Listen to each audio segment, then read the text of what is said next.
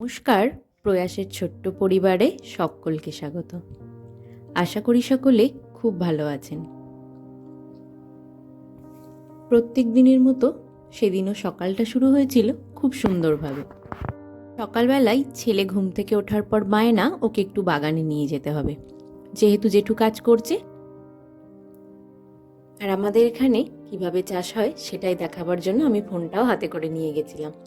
এই হলো আমাদের দাদাভাই। প্রথমে আগে দেখে নিচ্ছে কলাটা কাটার মতো হয়েছে কিনা।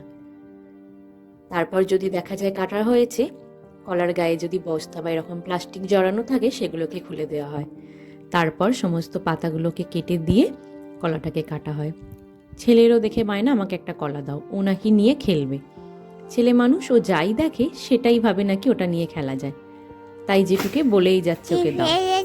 ওই কলার পাতাগুলো নেও। আচ্ছা, নেবে নেবে। দ্বিতীয় একটা টরে দ্বিতীয় আমার একটা টরে দাও। এইভাবে প্রত্যেকটি গাছের কলা পাতাগুলোকে আগে নামিয়ে নেওয়া হয়। হ্যাঁ, তারপর কলার কাঁধিটা কেটে বাড়িতে রাখা হয়। বেশ ভারী হয় এই কাঁধিগুলো। তুমিও তো দাও।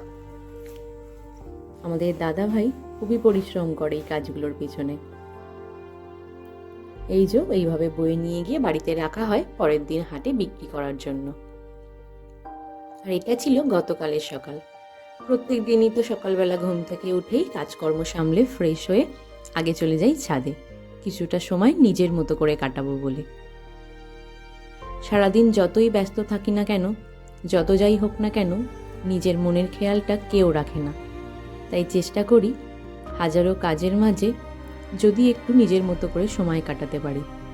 জানি মেজাজ হারিয়ে ফেলি, ধৈর্য কম, তবুও চেষ্টা করি যদি সবটা ঠিকঠাকভাবে করতে পারি। সারাদিনের কাজের জন্য তো প্রচুর এনার্জি প্রয়োজন, আবার যদি থাকে ছোট্ট ছেলে, তাই চেষ্টা করি একটু এনার্জি তৈরি করার। তারপর বেলার দিকে চলে গেছিলাম এই ভাইয়ের বিয়েতে। এটা আমাদের এক পিসিমার ছেলে, ওরই বিয়েতে আমরা গেছিলাম। আমরা যখন গেলাম তখন গায়ে হলুদ শুরু হচ্ছে। ওই যে গায়ে হলুদের প্রস্তুতি হচ্ছে। 5 জন রেও মিলে ভাইকে হলুদ মাখানো হবে, আর সেই হলুদ নিয়ে যাওয়া হবে মেয়ের বাড়িতে, মেয়ের গায়ে লাগানো হবে। আমাদের বাঙালি বিয়েতে অনেক রকমের নিয়ম থাকে, আর প্রত্যেকটা নিয়ম ভীষণই সুন্দর, খুব ভালো লাগে।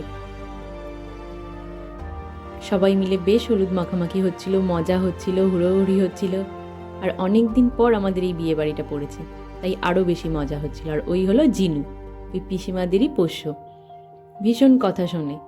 তারপর আমাকেও একটু সবাই মিলে এসে হলুদ লাগিয়ে দিল, আর ছেলের গালে লাগাতে সে কেঁদেই ফেলল।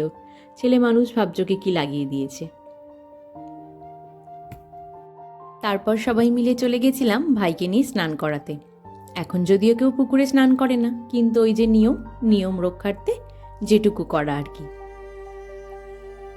ছেলেও যেহেতু প্রথমবার এগুলো দেখছে কাছ থেকে, একটু বড় হয়ে যাবার পর এটাই ওর প্রথম বিয়ে বাড়ি, সেও দেখলাম ভীষণ মজা পাচ্ছিল। আর তার তো মনে প্রশ্নের শেষ নেই, ওটা কি করছে, কেন জল তুলছে, কাকাইকে কি করবে, সব তার জানা যায়। যদিও ছোটবেলায় আমরাও এরকম ছিলাম, যে কেন হচ্ছে, কি হচ্ছে।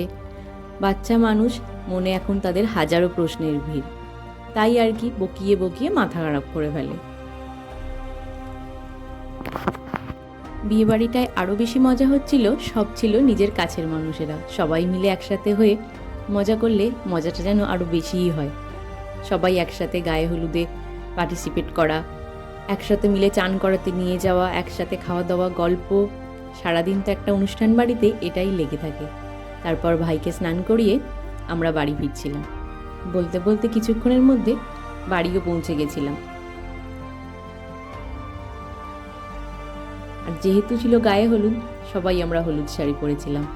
কি যে ভালো লাগছিল যে কি বলবো। আর ওই হলো ভাইদের বাড়ি। ওদের বাড়ির সামনেও প্রচুর গাছপালা।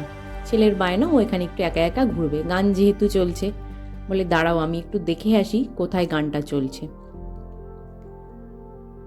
একা একাই সে ওখানটা ঘুরছে। তারপর সন্ধ্যাবেলা চলে গেছিলাম ভাইয়ের বিয়ে দিতে। এত সুন্দর করে মেয়ের বাড়িটা সাজিয়েছিল, প্রচুর আলো লাগিয়েছিল। ছেলে তো ভীষণই মজা পাচ্ছে এত আলো দেখে। এই যেহেতু কদিন আগে পুজো গেছে, ও ভাবছে কোনো ঠাকুর দেখতে এসেছে কিনা। ছেলে মানুষ, ও তো আর অতটা জানে না। বলতে বলতেই ভাই চলে এলো বিয়ে করতে। এইটা ওদের নিজস্ব গাড়ি, পুরনো দিনের ট্যাক্সি। ভীষণ ভালো লাগলো যখন দেখলাম এই গাড়িটা করে বিয়ে করতে আসছিল, পুরো পুরনো দিনের মতোই লাগছিল। তারপর সবাই ভাইকে বরণ করে ভিতরে নিয়ে গেল। আর এই হলো ভাইয়ের বউ, বিয়ের কোণে। খুব মিষ্টি লাগছিল সেজেগুজে, আর খুব মিষ্টি দেখতে ওকে। তারপর দেখলাম মণ্ডপে বিয়ের কাজ শুরু হয়ে গেছে। ইনি হলেন মেয়ের বাবা। ওনাকে দিয়ে এই বিয়ের কাজ প্রথমে শুরু হয়ে গেছে। সানাই বাজছে, ঠাকুরমশাই মন্ত্র পড়ছে, পরিবেশটা একটা অন্যরকম। তারপরে আমরা গেছিলাম ফুচকার কফি খাওয়ার জন্য। এসে দেখি ভাইও বিয়েতে বসে পড়েছে। যেহেতু শীতকালের রাত, আর রাতটাও অনেকটা হয়ে গেছিল, তাই আমরা খাওয়া দাওয়া করে যখন মণ্ডপে এলাম, দেখলাম ভাই ভাইয়ের বউ দুজনে মিলেই বিয়েতে বসে পড়েছে। আর দুজনের পোশাকের কালার যেহেতু ছিল এক, দুজনকে কি সুন্দর লাগছিল। আর জিনুও এসেছিল খুব সুন্দর করে সেজেগুজে। ওদের আগামী জীবন সুখের হোক, এটাই কামনা করি। ওরা দুজনেই খুব ভালো থাকুক।